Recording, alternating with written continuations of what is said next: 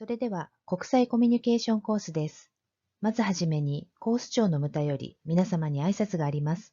どうぞお聞きください。こんにちは。国際コミュニケーション学科講師長のムタです。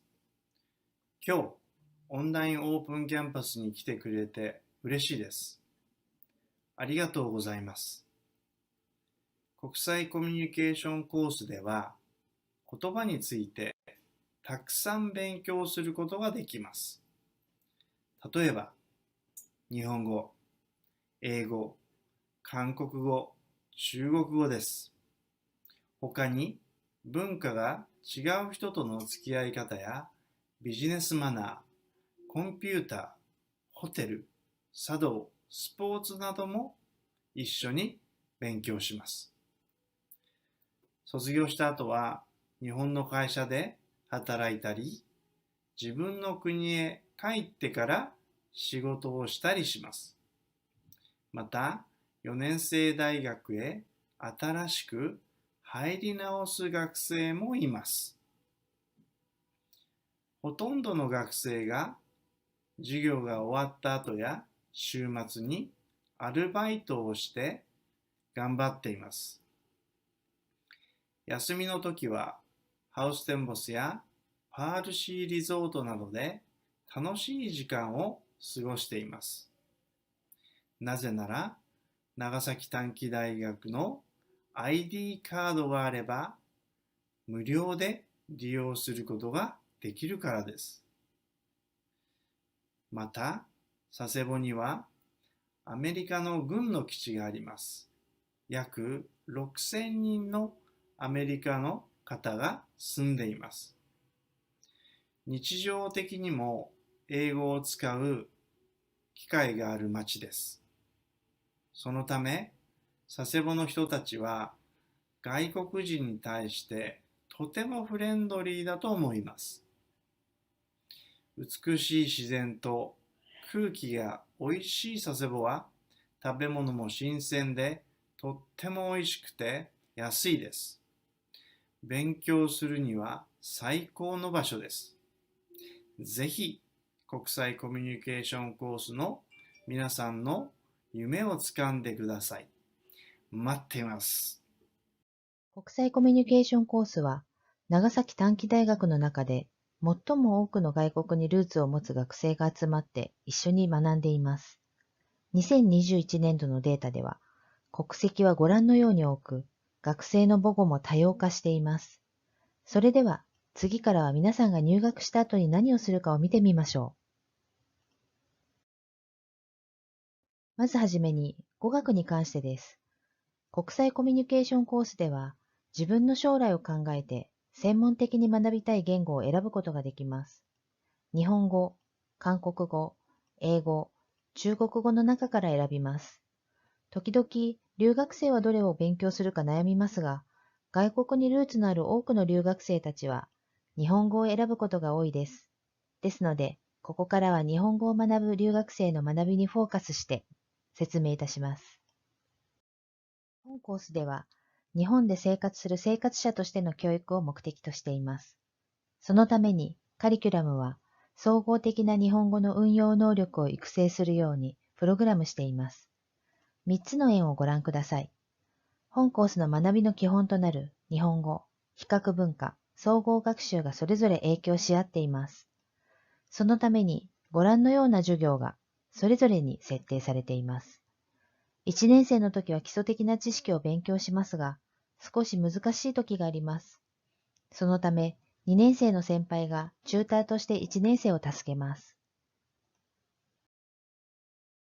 まずは日本語です。基本的にはテキストを用いて日本語の語彙、文法をはじめ、日本語検定に特化した講義があります。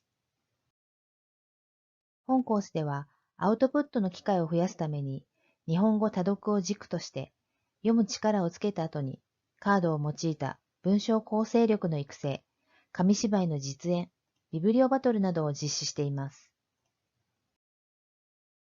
留学生が主に使う13教室15教室には、文庫と新聞を設置していて、いつでもどこでも日本語の文章に触れることができる環境を整えています。日本語に関する検定試験対策は、後で日本語教育支援でお知らせしますが、本コースでも対策講座を実施しています。できるだけ学生の交通費や体力の負担がかからないように、学内で受験できるような環境づくりを支援しています。次は文化に関しての授業です。ここでは多文化を通して自己文化の再認識を行うとともに、日本留学ならではの文化体験をしながら多様性に関して学びを深めます。日本で生活するために必要な知識は、市役所の職員さんが先生となって教えてくれます。異文化理解演習では、留学生と日本人の1年生がチームとなってタスクをやり遂げる方法を学ぶだけではなく、プレゼンテーションの方法も学びます。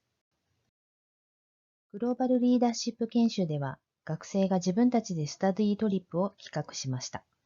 韓国にある日本語を学ぶ学生と日本語で交流したり、文化体験をしたりしました。また、他の国の文化を学びつつ、日本文化にも親しみます。書道や華道、茶道の体験から日本の精神文化にも理解を深めます。このように日本文化をたくさん体験しながら学ぶことは留学生のためにも良い経験になっているようです。茶道も優しい先生がこのようにゆっくりと教えてくれます。次は総合的な学習です。日本語、文化、コミュニケーションの方法、プレゼンテーション技術などの様々な技能を総動員して活動します。その一部をご覧いただきましょう。1年生の歓迎の意味を込めて2年生が企画するイベントです。チームを組んで1年生の総合学習のチューターにもなります。様々なタスクをこなした後は、学びの振り返りをするためにパワーポイントにまとめ、発表会があります。チームの中でたまには喧嘩もありますが、これは将来、日本で就職する際に絶対的に必要な日本語を使って他の人と何かを成し遂げる、そういった経験を積んでいくことになります。ホテルでのインターンシップ研修もあります。昨年はホテル大倉 JR ハウステンボスホテルで1泊2日の研修を行いました。ホテルで働いている外国人スタッフとの意見交換会もあり、日本企業で働く経験をシェアしました。学内の食物科とのコラボ授業です。日本人学生へ母国の食文化を教えます。食文化の学びを通して、それぞれの文化への敬意を学びます。留学生の学びは、地域貢献につながっています。留学生の存在は、地域のエンパワーメントにもなります。生活 Tips 動画を作り、佐世保市に住む日本語が母語ではない人々を支援します。これまでに学んだ知識、経験を生かして、地域に住む人々へ学びを還元します。例えば、佐世保市の小学生を短大へ招いて授業をしたり、高校で言葉に特化した出張授業をしたりするだけでなく、市役所の職員研修にチューターとして参加したりしています。留学生クラスでの活動を見てみましょう。授業以外にも留学生クラスはコミュニティの中で自分にできることを学ぶため、委員会に所属してできることを考えます。学生が自主的に目標を決めて活動しています。昨年はコロナ感染拡大防止のため、食事をするイベントはできませんでした。その前の年は3ヶ月ごとの誕生日パーティー、学内でのバーベキューなどをしていました。文化祭では母校の料理を作って販売したり、勉強したことを発表したりします。卒業前にはハウステンボスでお別れパーティーをします。お別れは悲しいけれど、2年間の学びで自信がついた笑顔ですね。国際コミュニケーションコースでは、知識と体験をたくさん積む実践的な学習を重視しています。多くの地域から集まった仲間と一緒に、プログラムされたアクティビティを通して楽しく学びましょう。皆さんにお会いできるのを楽しみに。詳しい活動については、長崎短期大学公式ホームページ、留学生インスタグラムをご覧ください。本日はありがとうございました。